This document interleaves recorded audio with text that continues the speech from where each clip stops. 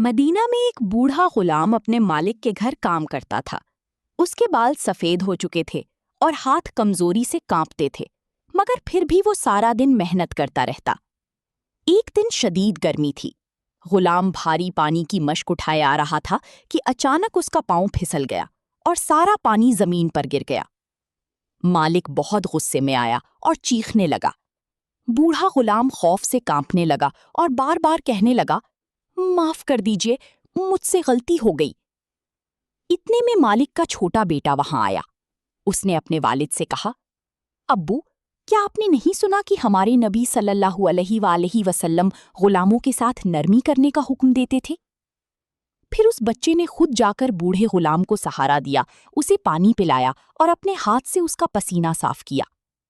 یہ دیکھ کر مالک خاموش ہو گیا۔ اس کی آنکھیں جھک گئیں۔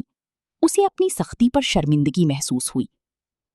وہ آہستہ سے غلام کے پاس آیا اور بولا، مجھے معاف کر دو، آج کے بعد تم پر کبھی سختی نہیں ہوگی۔